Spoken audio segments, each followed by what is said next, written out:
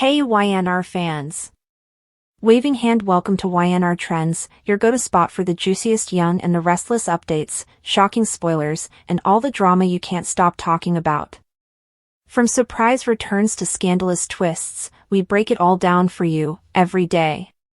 So grab your coffee, hit that subscribe button, and let's dive right into Genoa City's hottest gossip.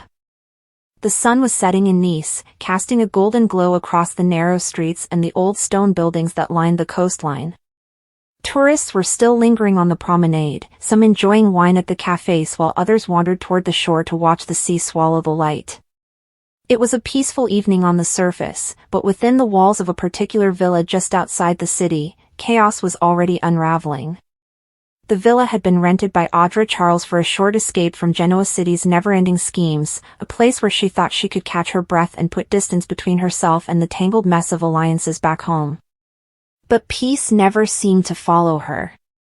She didn't know that fate was about to deliver something unexpected, something that would tie her even more tightly to the Newman Abbott family web. Inside the villa, the smell of smoke had only just begun to drift through the air, faint enough that at first she thought it was coming from outside, maybe someone burning leaves nearby or a neighbor stoking a fireplace.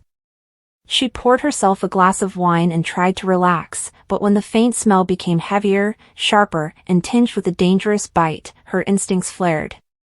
She set the glass down and turned her head toward the hallway, where the soft glow of light had transformed into a shifting orange haze. A fire.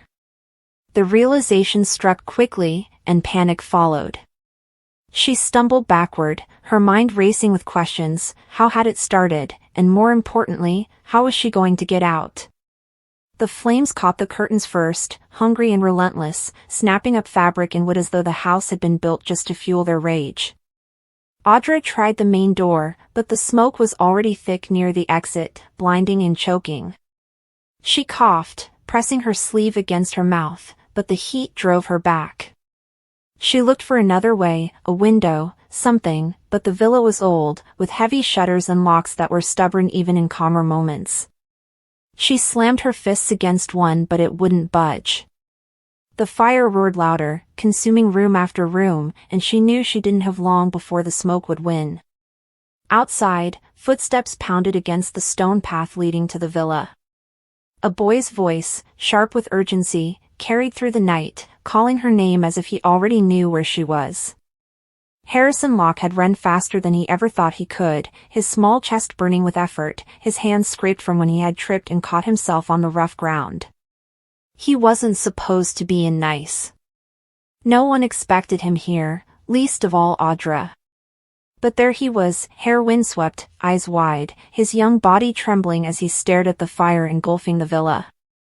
For a second, he froze, fear anchoring his feet, but then something broke through, something stronger than fear.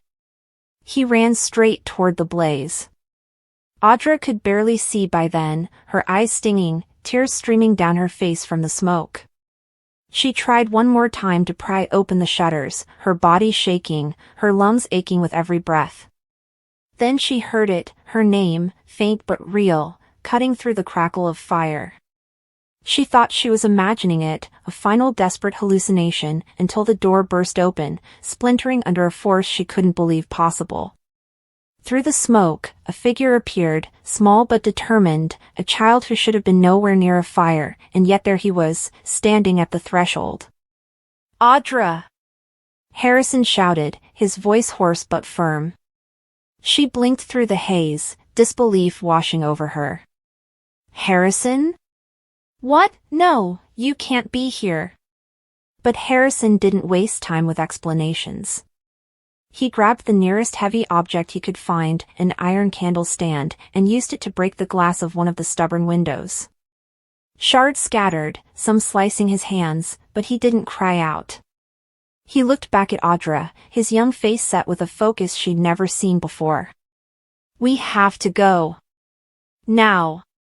She stumbled toward him, coughing violently, her legs heavy as if the smoke had seeped into her bones. Harrison reached for her arm, his grip surprisingly strong, and pulled with all his strength. For a terrifying moment, she thought she wouldn't make it, that the fire would swallow her before she could crawl through the opening. But then Harrison pushed her forward, forcing her out first, his small frame bracing against hers with everything he had. She tumbled onto the grass outside, gasping for air that felt sharp and clean compared to the poison she had been breathing inside. When she looked back, she saw Harrison climbing through after her, the flames licking at his heels.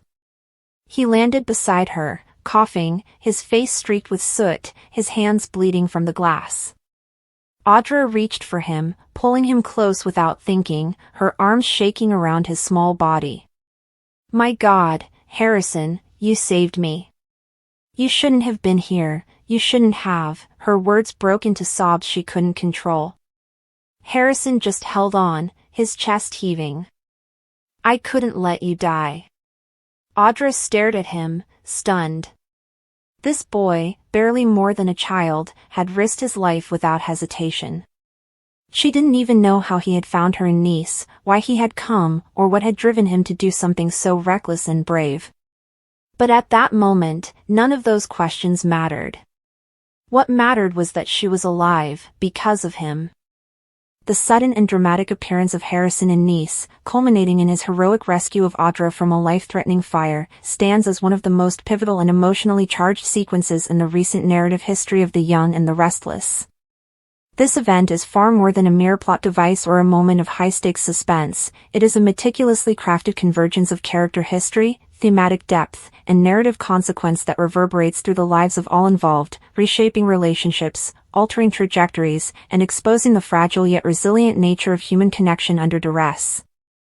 To understand the full weight of this moment, one must first unravel the intricate tapestry of circumstances that led Harrison to be in that specific place at that precise time, the complex psychological profiles of both rescuer and rescued, and the profound aftermath that continues to unfold in Genoa City. Harrison's arrival in Nice was itself an act of desperate, paternal instinct. The character of Harrison, often defined by his connection to the powerful Abbott family and his tumultuous relationship with Summer Newman, had been primarily situated within the domestic and corporate scheming of Genoa City. His sudden translocation to the south of France was not a casual vacation but a frantic mission. Driven by the fear for his son's well-being amidst the escalating and manipulative conflict between Summer and Claire Grace, Harrison's journey was one of pure motivation, the protection of his child.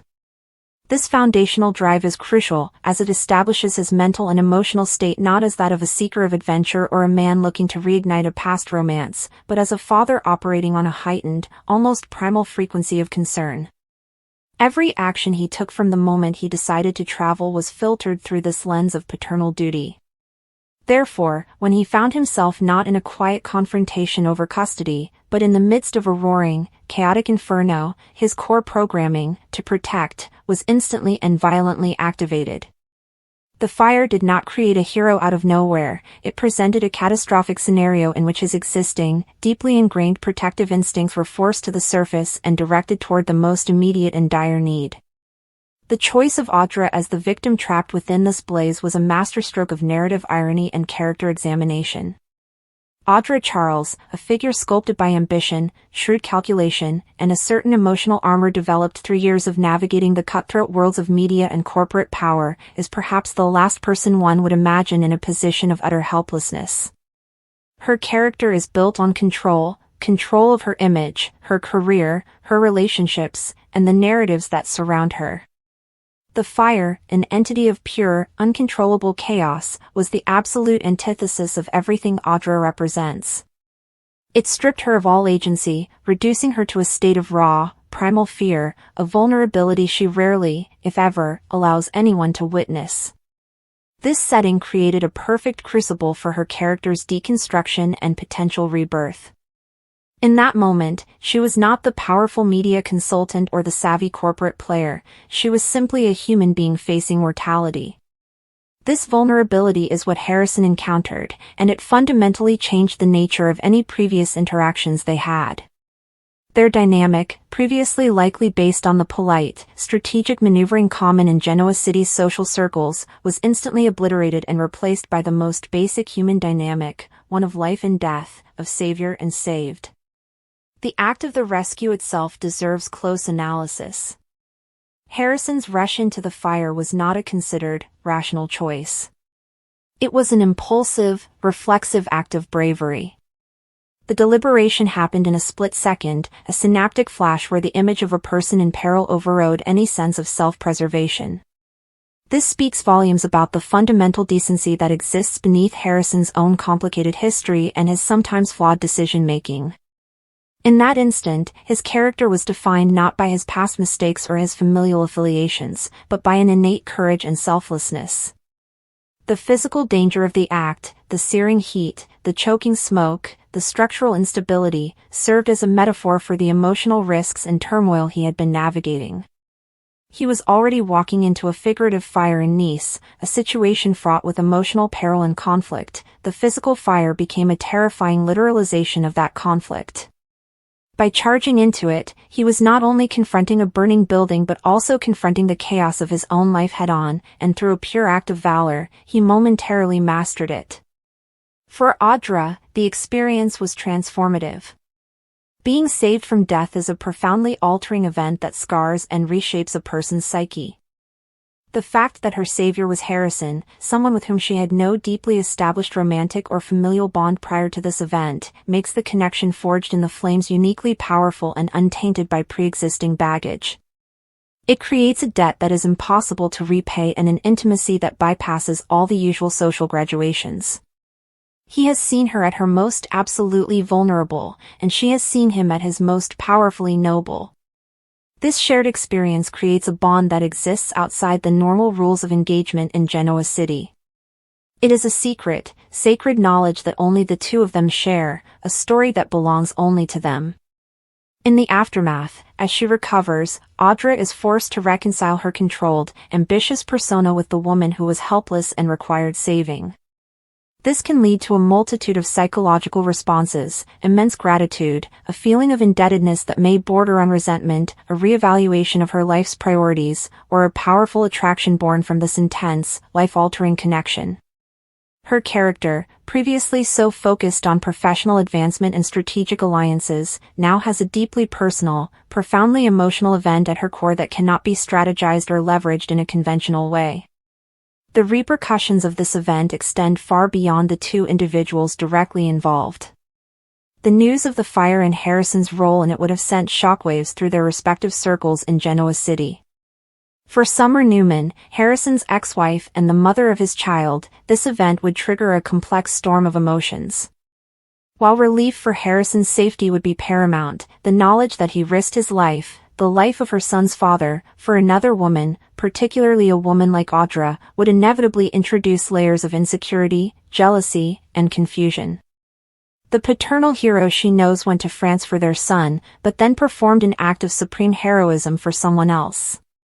This could create a new, unspoken tension in their co-parenting relationship and in Summer's perception of Harrison's priorities. For Kyle Abbott, Harrison's father, the event would likely provoke a fierce pride mixed with retroactive terror. It would serve as a stark reminder of the fragility of life and the safety of his family, potentially bringing father and son closer together through a shared acknowledgement of the trauma. For the Abbott family as a whole, it would cement Harrison's place not just as a member of the family, but as a figure of undeniable moral courage, an Abbott indeed as well as in name. Furthermore, the narrative opens up rich possibilities for the future dynamics between Harrison and Audra. A relationship born from such a traumatic and intense foundation is fraught with both potential and peril. There is a high risk of transference, where feelings of gratitude, awe, and dependency are mistaken for romantic love. Any relationship they might pursue would begin under the immense shadow of this event, a burden that could either solidify their bond as unbreakable or crush it under the weight of expectation and unresolved trauma. They would have to navigate the world's perception of them, the hero and the damsel in distress, labels that both might find reductive and uncomfortable.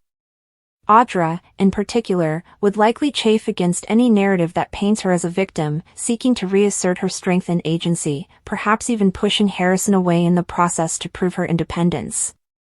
Conversely, Harrison might struggle with being put on a pedestal, wanting to be seen for the complex, sometimes flawed man he is, not just for one heroic act.